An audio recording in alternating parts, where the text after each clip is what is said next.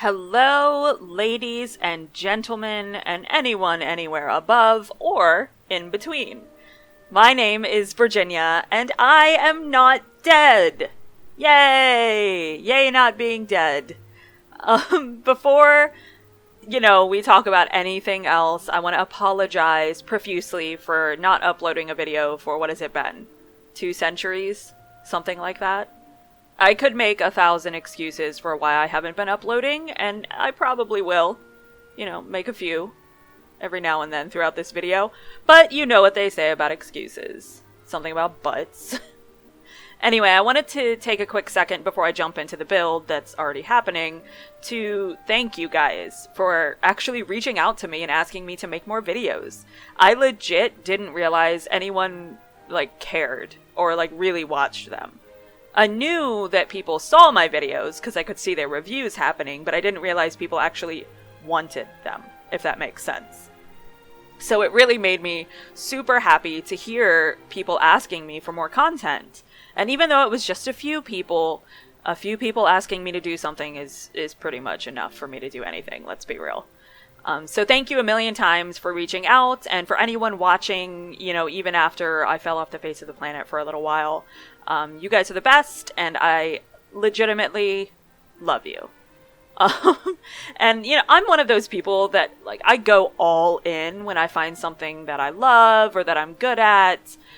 And then, I go balls to the walls really hard, really fast, and then I get burnt out really quick. And that's basically what happened. There, of course, were other life events and things that were happening that just stopped me from being able to upload. But I really just didn't make it, sustainable because I was just going so hard and heavy so quickly. So I'm really working on creating a better schedule for myself to where I can have more varied content. Of course, I'm going to be doing historic builds because that's my MO and they're baller. But I'm also going to be doing, some more things like my own builds and some gameplay and all that kind of fun stuff just to keep it exciting for everybody involved, myself and you guys. So I just want you to be happy and me to be happy and everybody just be so happy. And I digress. On that disgustingly sweet note, I digress. So today, as you can see from the title, we are building a classic British, air quotes, cottage. In my opinion, this is not really a cottage. This is quite grand in scale to be a cottage, but for Regency England, it was. This is the home of none other than the immortal, fabulous, fantastic Jane Austen. And I love Jane Austen. And I could not be happier to be building this build. There we go. And it's really kind of serendipitous because I actually started building this months ago. And I started recording and, I basically got it finished, but then I never, tweaked it and got the voiceover and everything done. So it just kind of got thrown to the sidelines. But now that I've picked it back up, it's around the time that Jane Austen is once again at the forefront of media, because they're doing a remake of Emma, which I'm super excited about, and other, classic female authors are getting more attention, like Emily Dickinson, they're doing Little Women, all that kind of stuff. So this is just a really well-timed pickup of an old video. There were a couple hiccups, because it has been so long, which I will talk about. But for the most part, I'm just excited to be doing this, and you guys should definitely check out any movies involving Jane Austen stories, or better yet, go out and get yourself a copy of Pride and Prejudice, or Persuasion, or Sense and Sensibility, or Emma. I mean, it's up to you. She wrote a lot. So anyway, I'm gonna work my best not to go on a feminist rant about literature in this video, because, female authors are so underrepresented sometimes, and being a writer myself, they're just the bee's knees, and I'm really excited to see that they're getting attention right now. But anyway, let's talk about the build. Let's talk a little bit about what we're working with here. This is actually being built in Brindleton Bay, which I have to say is one of my favorite places to build. I just really like the atmosphere and the lighting in Brindleton, but I actually don't like gameplay in Brindleton because the weather is awful. It's just awful. It's always cold and rainy. I guess that's fitting for a British cottage, right? I do a lot of British builds, so that's probably why I stick to Brindleton. Anyway, this actual lot is the Delgados lot, I think. So yeah, they actually still live here in my game. I didn't evict them to build this, so you're welcome, Delgados, for your English cottage. It is a 5-bedroom, 4-bathroom house.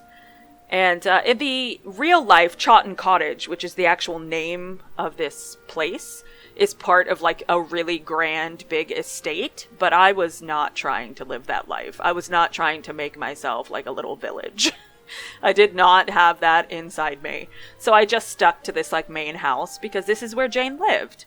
I don't want to be building some manor house off on the hill, taking the, torch away from Jane.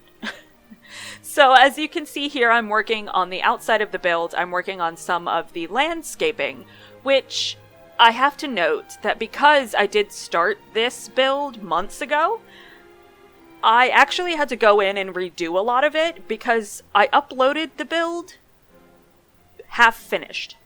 Yeah.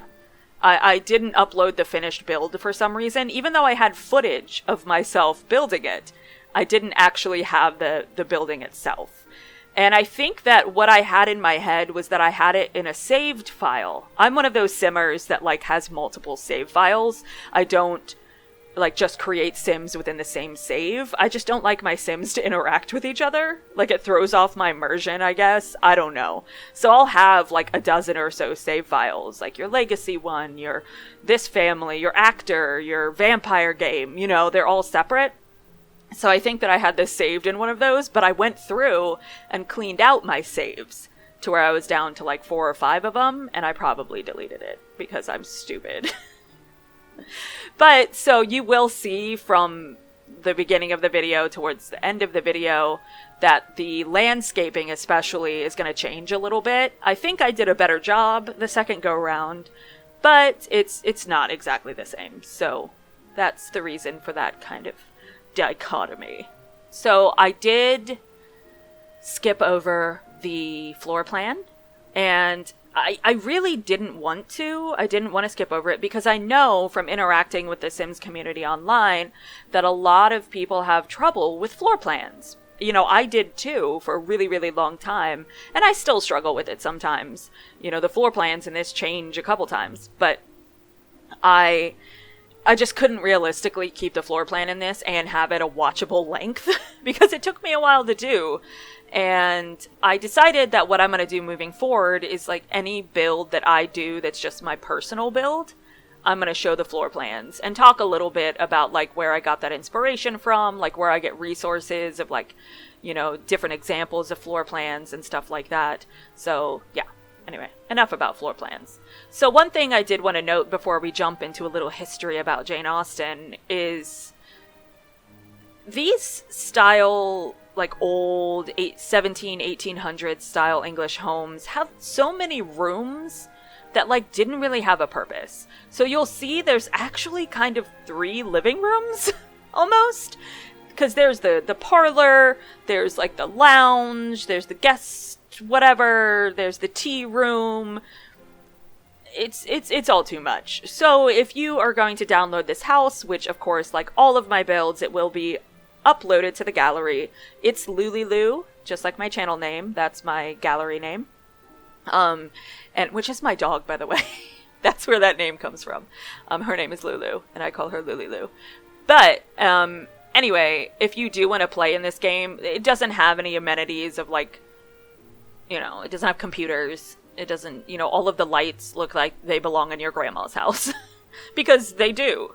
And, so if you do download this, you can turn it into a kid's playroom. You can turn it into anything. But right now, it's not 100% the most viable option for playing. Unless it's a historic playthrough. Which there are some really cool mods and stuff to where you can do historic playthroughs. I suggest them. Alright, so, while we're just kind of doing, regular, just decorating and all that kind of stuff that you guys have seen a million times on a million different channels, let's just talk a little bit about Jane. What about Jane? Jane Austen.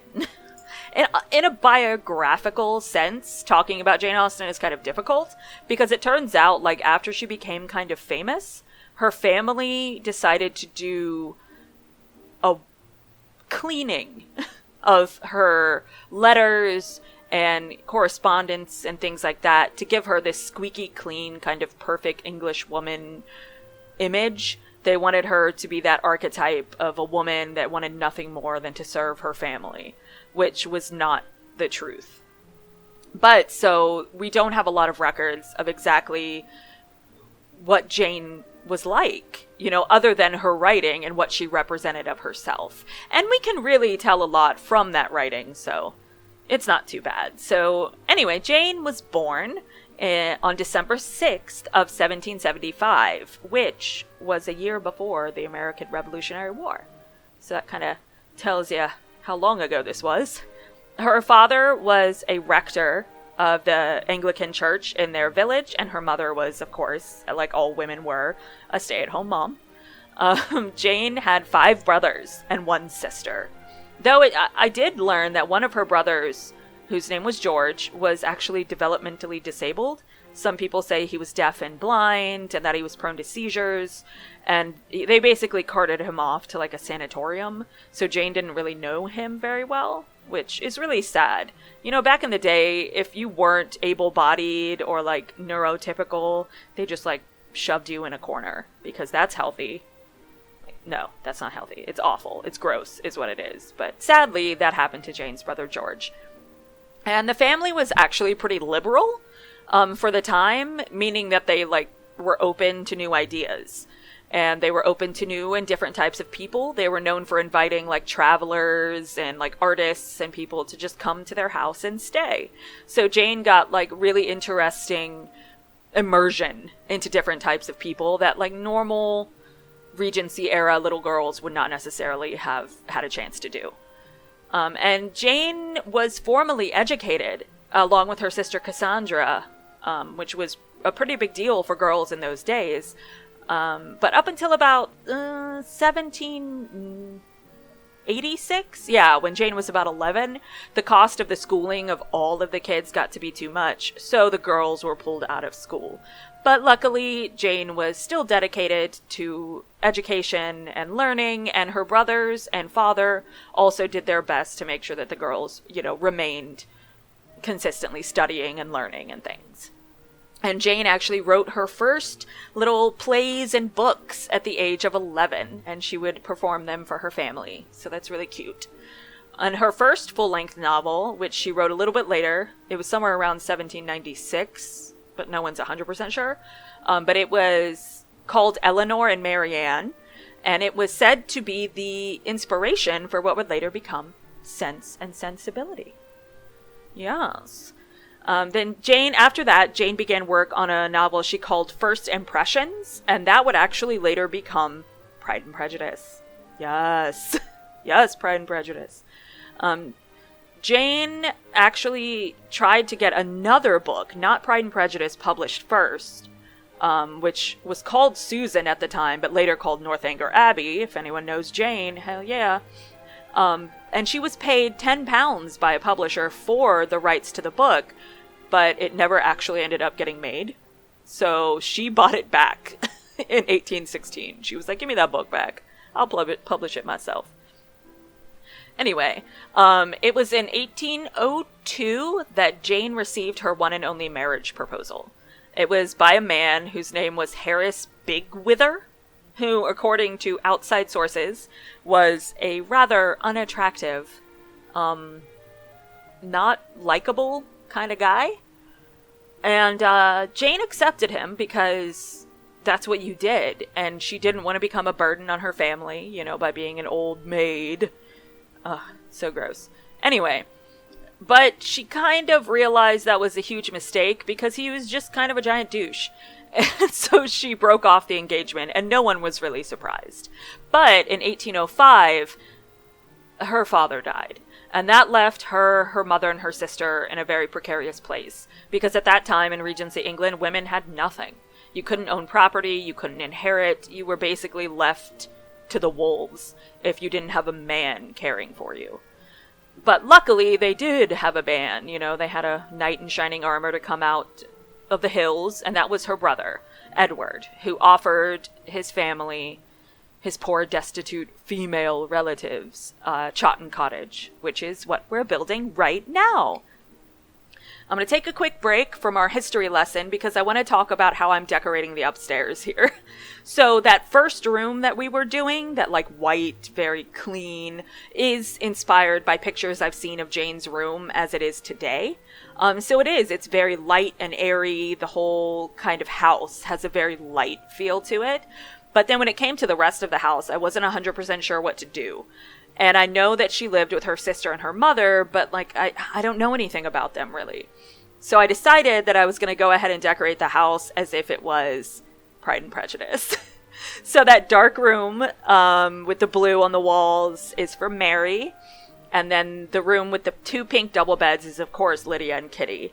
And then the next room we get to is Jane, not Austen, Jane Bennet. And then we get to the parents' room. And then I imagine that Jane Austen's room would have been Elizabeth's. It's cute, right? So you can play this if you're the Bennet sisters. Maybe I'll make the Bennet house. I don't know. It'll be really similar to this. Maybe I'll just make it for fun and upload it, like, you know, just to the gallery. So if you follow me on the gallery, again, it's ItsLoolyLoo. You should follow me because I do upload builds all the time. You should just look out and see. Maybe I'll upload the Bennet house. Who knows? Anyway, back to Jane.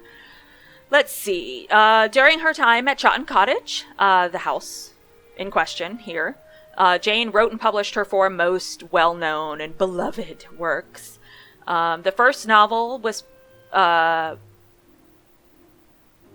was it? Oh, Sense and Sensibility. Sorry. Her first work, all of her works were published anonymously. So what this means is that the publisher took it, and then when they published it, all it said for like the author was written by a lady. So that's how Jane was known to the public, because it was considered unladylike to get any kind of, you know, renown for things that you do. Like, they didn't want you to get notoriety for your mind or your ability. All you were supposed to do is, you know, have babies and take care of a house. Anything else was, like, looked down upon. So, unfortunately for Jane, she had to do it that way. But she also was able to publish, of course, Pride and Prejudice, and then there was Emma, and Mansfield Park, and Persuasion. But due to some financial problems that her family was going through, Jane actually held off on publishing some of her later works because she was helping to take care of her family. And sadly, in 1816, she started to get sick. And she continued to work during this time. She was still writing and taking care of her family. But in 1817, her illness just became way too much for her to handle. So she moved to Winchester, England, where she was treated in a hospital long term. But she succumbed to what is now thought to have been Hodgkin's lymphoma, which is, like, awful. And she died on July 18th of 1817 at the age of 41 years old. And her name was never attached to her novels during her lifetime, and her gravestone doesn't even mention that she wrote, which is really kind of sad. When you think about how much she's given, you know, the literary world, the fact that she was never given that, you know, notoriety when she was alive. But that's a pretty classic story for a lot of authors and artists. You know, they don't really get attention until they die. So, that's why I'm okay with the fact that I haven't published my novels yet. I just have to wait until I die. It's cool. I got this, guys. I've got a plan. I've got hopefully like an 80-year plan. We'll see. Anyway, so posthumously, after death, Jane Austen became one of the most well-known authors of all time. And everyone knows Pride and Prejudice. Everyone loves a Darcy. Oh my god. I don't care what form. Colin Firth or whatever the name of the actor in the Keira Knightley version is. I can't remember. I love them both. But yeah, she's just super amazing. Everybody knows Jane Austen. And what was interesting about her take on writing is that she wrote about real people and real situations. Yes, it wasn't like drama and war and, like all of the like guns blazing, but it was about like real life. This is what people actually lived like in that time in England. So it's a really interesting look, especially into the lives of women. Because, if you've ever taken a history class, we don't talk about women. We talk about angry men. Sadly. But Jane helps us, kind of fill in the gaps a little bit. So I love her. And another thing, she believed that you should get married for love. How novel, right? Crazy. But that really was. It was considered really cutting edge of her to believe you should not get married for duty, but for love. Also, I said duty. Huh. Anyway, so that brings us to the end of the video. I hope you guys enjoyed your little history lesson about my girl, Jane Austen. I hope that you enjoyed the build itself. Again, you can get it on the gallery. ItsLoolyLoo. And if you did like the video and you are interested in seeing me actually upload regularly in the future, make sure to like and subscribe. And I will catch you guys on the flippity flip side. I love you. Bye!